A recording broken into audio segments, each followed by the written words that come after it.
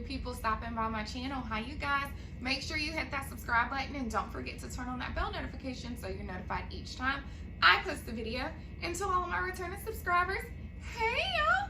So today's vlog, you guys, is going to be another bump date update, but this one is going to be for weeks 23 and 24. So if you want to see what happened on these 2 weeks of pregnancy, then definitely keep on watching. All right, you guys, so if you are new here, my name is Jess, and I am currently pregnant with baby number 3. I am married to my wonderful husband, Joseph, and we have 2 beautiful girls, Leah, who is 11, and Carmen, who is 5. And this baby here is going to be a gender surprise. So we are not finding out the gender of this baby until the baby is born. So if you hear me refer to baby as baby bear or baby for short, that is because that is the nickname that we have decided to give the baby. And so enough of that intro. Let me go ahead and get into this bump date. If you do see me down, it's because I have my handy dandy pregnancy notebook.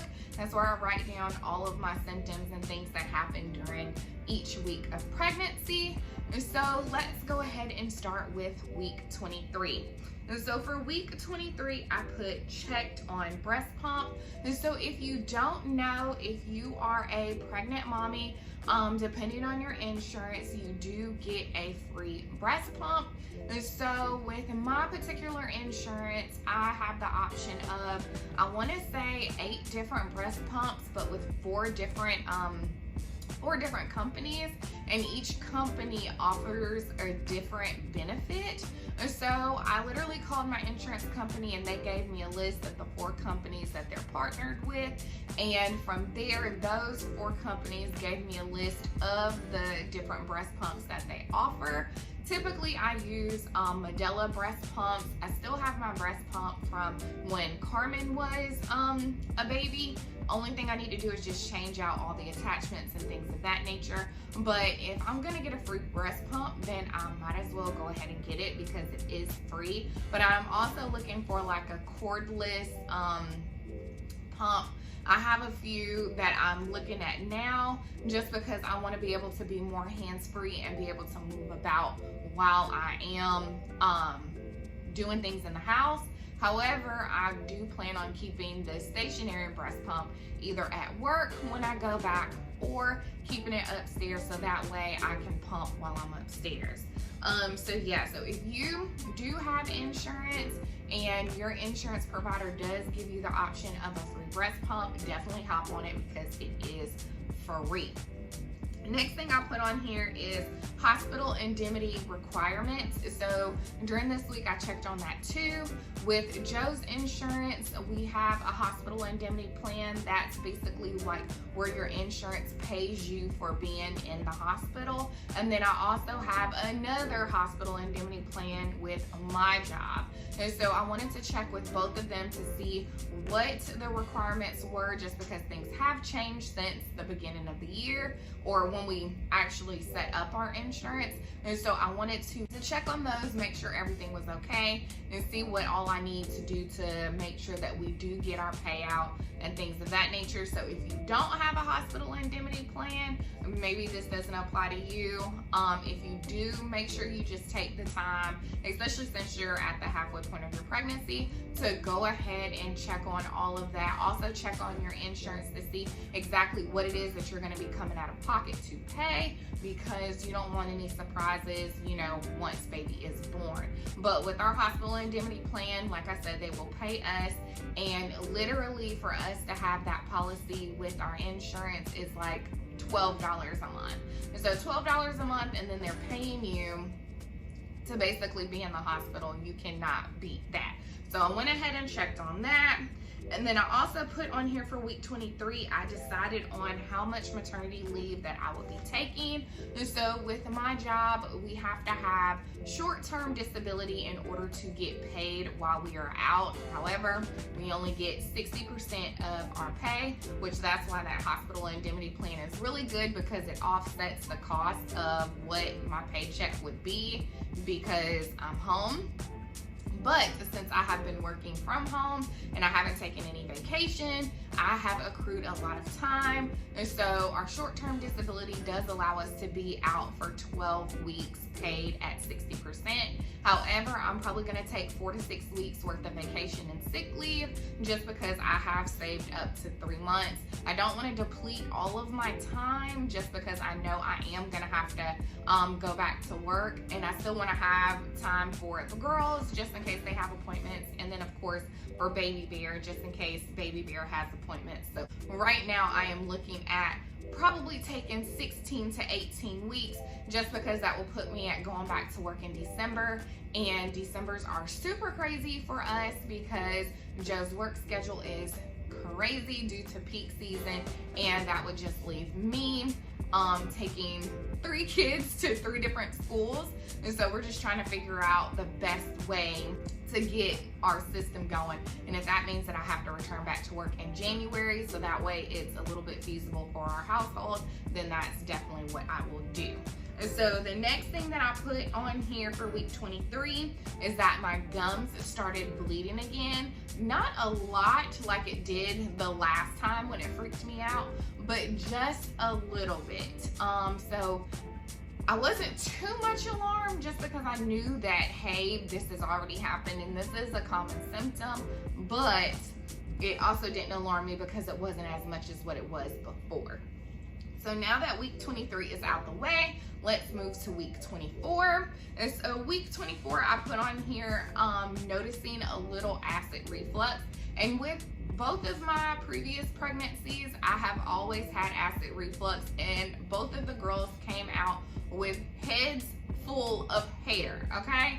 And so I know you guys see like the old wives' tales where they're saying, you know, if you do have acid reflux or heartburn when you're pregnant, that means your baby's gonna have a lot of hair. And yeah, I'm kind of feeling like this baby is gonna have a lot of hair just because I have noticed, like I said, in previous bump dates that I've been throwing up a little bit in my mouth. And so yeah, I contribute that to the acid reflux. So that's one of the symptoms that I had during week 24. And then I also put that I am experiencing knee pain. And if you don't know, I typically wear a knee brace every once in a while just because my muscle by my kneecap is underdeveloped. So I'm supposed to be doing exercises and things of that nature to strengthen it, but whatever, I don't do that. Just don't even. Don't even do that. So I have noticed that I have had to pull out my knee brace. And so not only am I having to pull out my knee brace, you guys know I keep my belly band around me when I am doing a whole lot of moving. So I literally look like I have all of the things going on. I have the belly band going on, and then I also have my knee brace. And then y'all know that I also have like the little carpal tunnel issues with my right wrist. So yeah, I have the wrist brace, the knee brace, the belly band, and I'm just like posted up in the bed some of the time. So yeah, so I've noticed that, and I know it's because the baby's getting bigger. I'm already short as it is, so I notice like when I gain any type of weight, my knees and my hips are the first ones to feel any type of discomfort. So I was just expecting for this to happen. The fact that it's happening, you know, halfway through the pregnancy, that really isn't that bad. So the next thing that I have on here is when I am baking cookies, I'm having to sit down. I've noticed that I've had to do that just because I get a little bit more winded, or I notice that my back and my hips are hurting a lot more. And so since I am having to do higher volumes of cookies, I've just decided, hey, instead of trying to stand and do everything all at one time, just sit down and space out your energy, just because cookies typically take up a whole day. So I don't like to overexert myself. And so that's why I'm taking the precautions of sitting down and taking it a little bit more easier. And so next thing that I put on here is we did our hospital virtual tour. And y'all know I have mentioned this. With this pregnancy, not only do I have a new doctor, but I'm also delivering at a completely different hospital. And I have never set foot in this hospital to do anything medical wise. I have delivered cookies to this hospital, but I have never actually gone into the hospital to receive any type of care. And so it definitely made me nervous just because I don't know what to expect. I don't know the staff. And with the other hospital that I was at, with my previous pregnancies, I knew some of the staff as well as the anesthesiologist, because it was the same anesthesiologist for the past 2 pregnancies. You know, those are the things that I was used to, so it wasn't like it was a huge change. Now this, like, literally I know no one except my godmother who works at this hospital. So yeah, so we decided to do a virtual hospital tour, and plus, since, you know, everything is going on in the world with the C word, we needed to know what the guidelines and the procedures were. We're also going to do a hospital tour to where we can see where we check in and things of that nature, because that was not covered in this particular tour. And so one thing that I liked about the tour is not only did it have like an actual nurse there to actually calm our nerves virtually, it also had a pediatrician as well. So we were able to ask the questions that we needed to ask.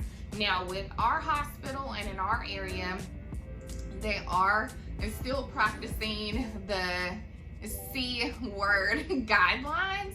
And so with that being said, since the girls are under the age of 18, they will not be able to come up to the hospital to see their sibling, but they are okay with FaceTiming to see their sibling, because our rule was if the girls did not see the baby and or know the gender, no one would know the gender and or see the baby. So since the girls said that they're okay with FaceTime, then that's totally fine with us.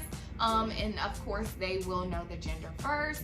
Also with our hospital, they have limited the amount of visitors, and you also have to have your support person stay with you the entire 24 hours. So initially I thought Joe would be able to leave and come back, and he is not. He will have to stay in the hospital with me the entire time. And so my doctor, I mentioned in my last bump date that I went ahead and scheduled my C-section. My doctor asked me how many days did I want to stay in the hospital, because the new guidelines say that for C-sections you only have to stay for 48 hours.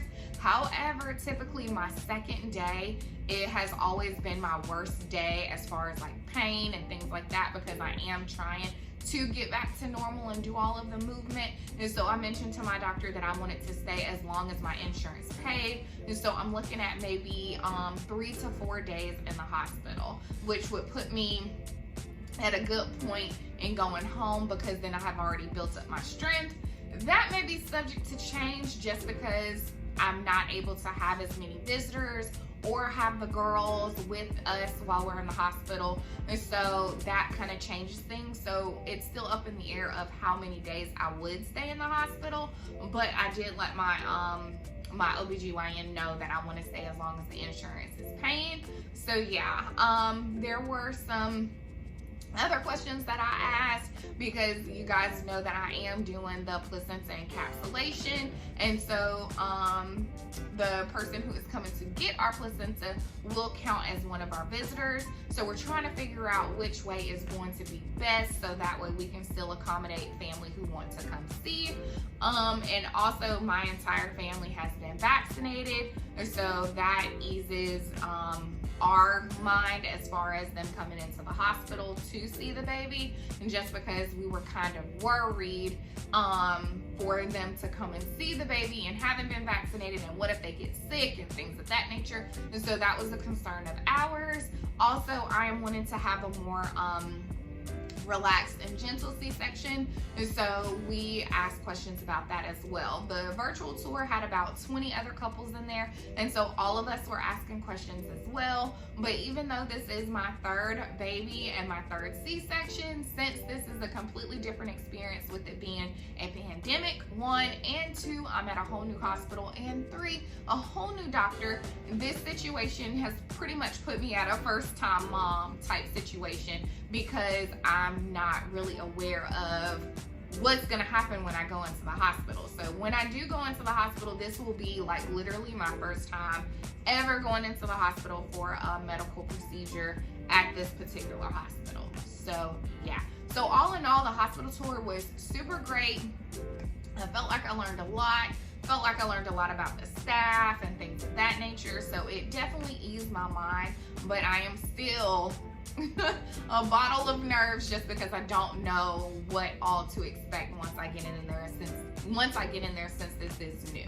And so anyways, y'all, that is what happened during my weeks 23 and 24. And like I said, you guys, after every bump date, I will give you guys a belly shot, and so you guys will be able to see what baby bear is looking like, and I'll go ahead and do that right now.